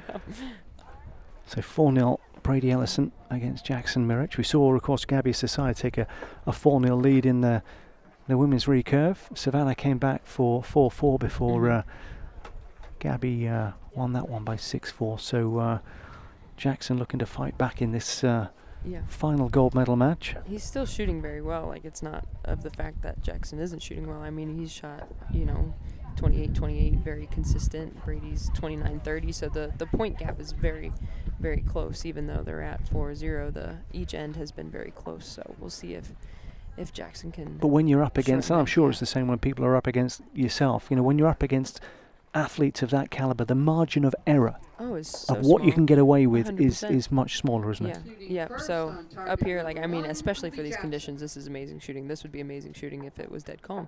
But both of these guys are putting on a show up there, so it's great to see those high scores come in.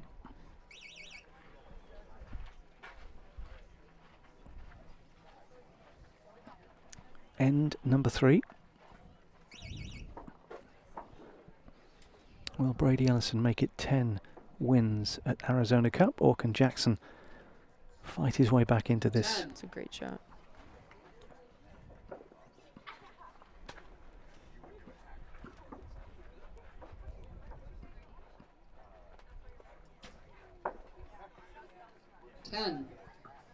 Error He's for not, error, yeah, these he's guys. not going away, is he? He's not going anywhere. No.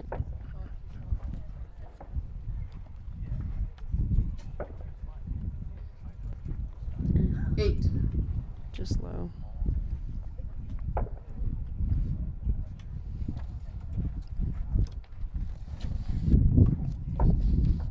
Nine.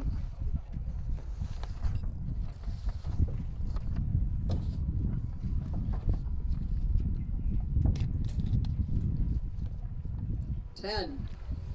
Oh, great arrow. So 10 to win it, yeah. We've seen a few of them. One more for win number 10. There you go, 10 for 10. There it is. Pump of the fist from Brady Ellison. He's a champion once again at Arizona Cup. And Jackson Mirich. As you say, you look at that set point score 6, but there wasn't a great deal in it, was there? They both shot amazing. For each point to be, or each end to be 1 or 2 points difference, that is an amazing performance. So congratulations to Jackson for silver and Brady for first. Yeah, great performance from both of those athletes. Jackson Mirich, the champion in 2023. Brady Ellison regaining the Arizona Cup gold medal in 2025. And so we've got to go back to 2007 for his first win. And we're going to look to try and get word from Brady Ellison shortly once they've confirmed the scores. And do you all leave on the same flight? Are you arriving, heading different? It kind of depends. Some of us are doing a red eye tonight, and others are flying tomorrow. Compound actually starts scoring Tuesday, so most of the compounds are flying tonight. That way they can have a full practice day tomorrow. And then some recurves are flying tonight. Brady and I are, and then some are flying tomorrow.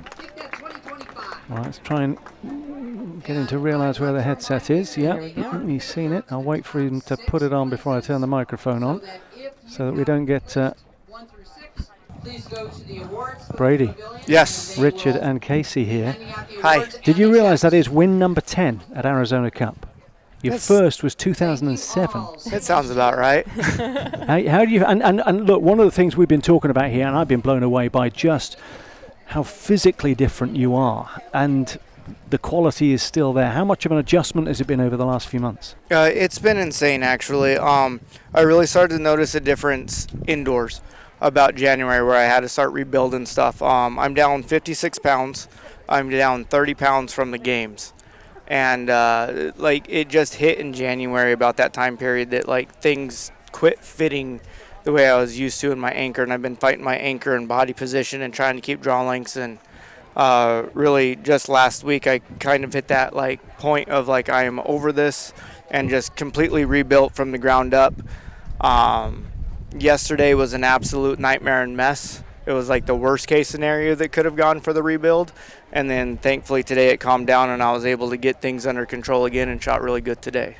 Talk us through the mechanics of changing, because physically you've adjusted, you've slimmed down. And I was talking to Chris Webster earlier in the week, and he was saying you've had to adjust your entire approach to the game. Yeah, the biggest thing is just draw length change. You don't realize how fat your hands are, or how fat my hands were. I went from a ring size 11 to a 9, in a little over a year, but really it's been this last like 20 pounds from the games, cutting down to where I am now.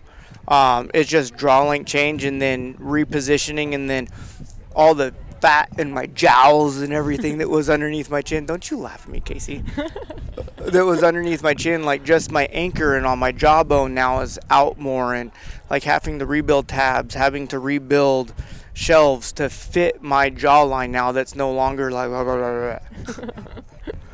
But this is kind of this validation. The fact that you are still performing at the highest level. Was there a concern that as you're going through that transition, well, maybe the game when I get through the other side, there's going to be a period where I've got to kind of get back up to that level again?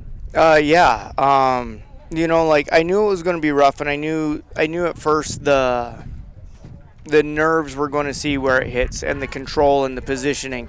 And yesterday with the headwind and everything, I was all over the place. Like it was just trash. And then today I was able to calm down, just work on a couple of things, and then things started firing better and better and better.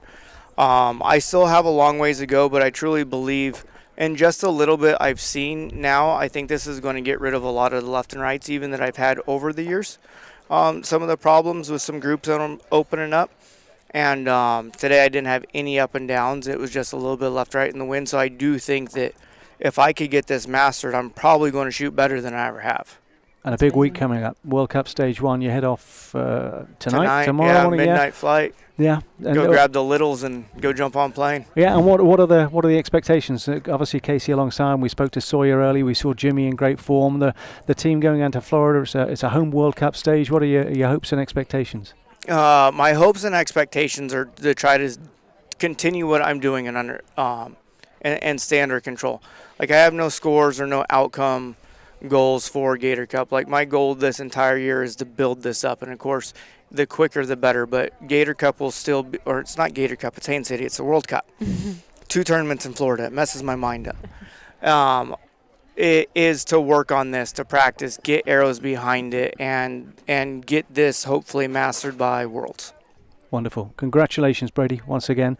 Number 10, and we look forward to seeing you in Florida. And you, as I say, you're looking fantastic. Thank you, guys. Appreciate it so much. Well done. Casey, thank you. Safe travels to you as well. And good luck in Florida. Thank you very much. And of course, a fantastic season for you as well. Look forward to that. So, well, that is it. That's the coverage brought to an end. Brought to you by Data Core Fund Services and Verona Real Estate, presented by Win and Win. Our next broadcast is the 2025 Eastern Foundations Gator Cup. That's Sunday, April 27th, just 3 weeks from today. My thanks to Sawyer Sullivan, Matt Yacker and Casey Koffel. They, of course, have been sitting alongside me this afternoon. To the Archers, officials, the volunteers and our Arizona Cup hosts, and to you for joining us. All that's left for me to say is good luck to the Archers heading to the Hyundai World Cup Stage 1 in Florida from the 2025 AAE Arizona Cup. It's goodbye for now.